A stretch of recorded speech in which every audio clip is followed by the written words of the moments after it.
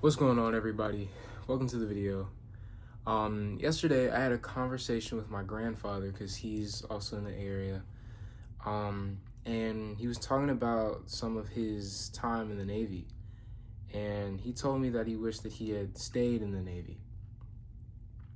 In the Navy, he came in enlisted, meaning that he didn't have a degree.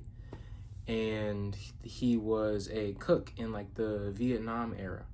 Right, he had some time as a chef, and he didn't really like that all that much. But he eventually got put with storekeeping, and that's something that he really enjoyed. The biggest thing that he enjoyed about being in the Navy was just the traveling, being able to see different people, experience different cultures, and just go all the way around the world at such a young age. Part of me also kind of likes the Navy for that kind of concept, but that's a whole nother topic. The trouble was he had a family. My father, his two sisters and brother, and his wife back home, he would be able to see them every 2 weeks or so. And if the Navy said that he had to go, he had to go. He said that it would be great for a single man, but it wasn't great for him. And that put him between difficult decisions. Continuing to go with the comfortable lifestyle that he already had, being in the Navy, he enjoyed it. There was a steady income with promises of more and more benefits for his family when it comes to things like education and healthcare.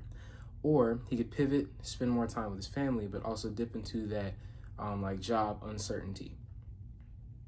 Now, this was a very, very different time.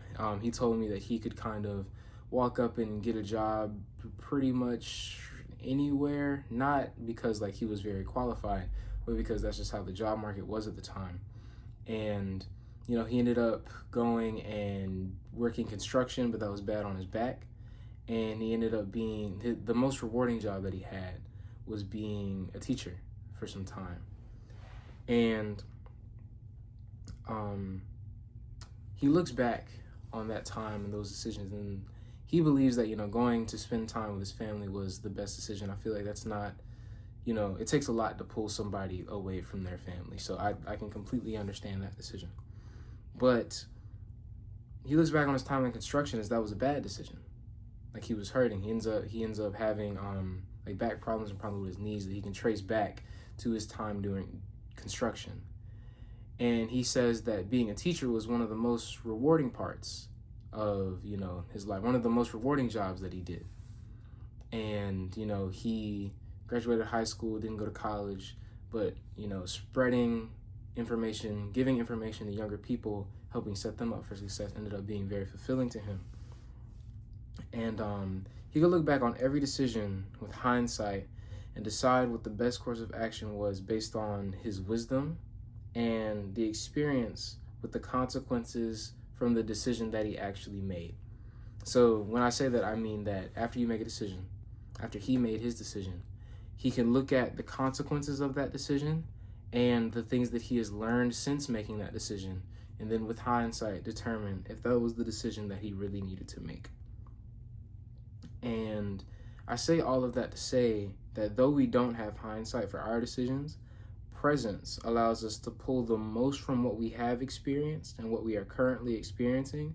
So hopefully we don't end up wishing that we had made drastically different decisions.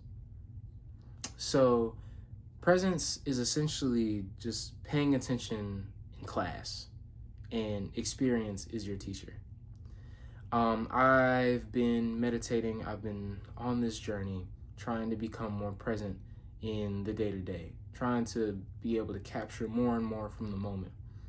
And in capturing more and more from the moment, I'm noticing my feelings. I'm noticing how my body kind of changes and tightens as I experience different emotions. I'm noticing when things trigger certain emotions. I'm noticing just how disconnected this world can truly be. And all of that it's not lost on me. It's not something that I see and it's fleeting and the thought kind of passes me by. It's more of okay, this is something that I'm seeing. How do I feel about it? How does my body responding? How's my mind responding? What do I think about it? And those are the kind of questions that come up and lead to thought-provoking growth.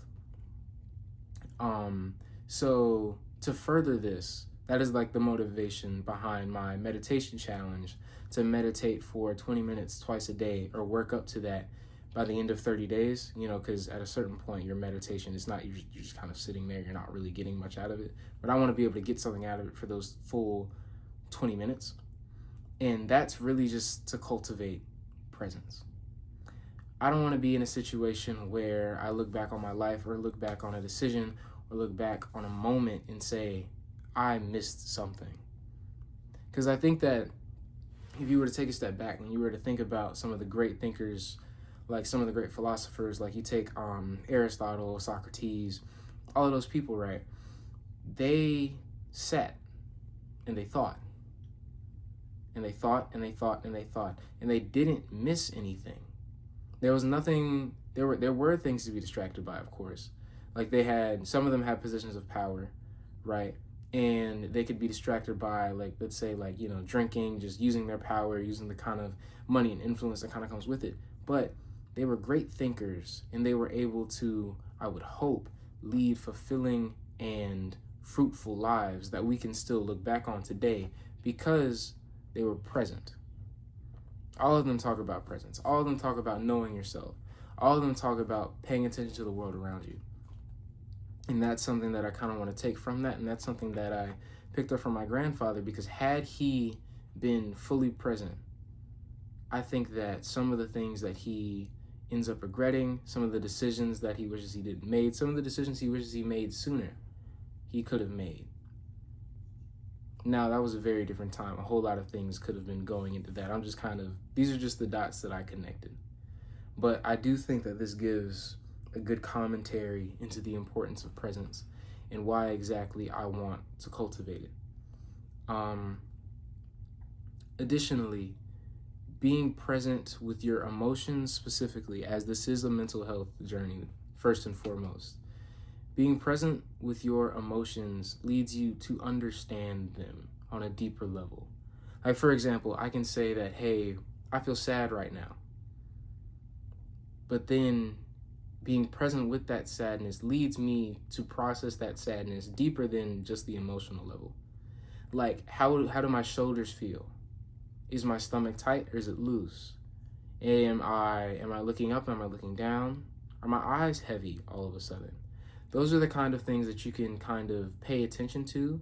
And, if we were to use, like, the kind of biohacking, or, using your actions to kind of overcome, like, your feelings in your mind, right? If we were, for example, if our stomach was tight, if we were to loosen it intentionally, like, let's say you're angry and your chest and stomach are tight, if you were to just loosen it, maybe that could be something that could help you mitigate your emotional responses to things. That's something that I'm going to try, along with, saying how it is that I'm feeling. An example of this was this morning, actually. I sat and I was praying, and I thought about how I wanted to experience God more in the day-to-day. Because I think that a lot of people can go to church. I know that I've been to church, and people will, say that was a great experience, but God doesn't just exist in church. God can't just be experienced in church.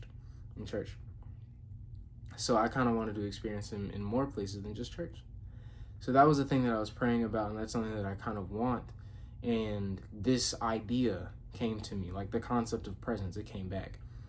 So I prayed that God would help me to be present throughout the day, not just when I meditate, not just when I pray, not just when I'm in church, but throughout my entire day, so that I could learn, so that I could experience God, so that I could have more video ideas and not just give, recounts of my day every single day.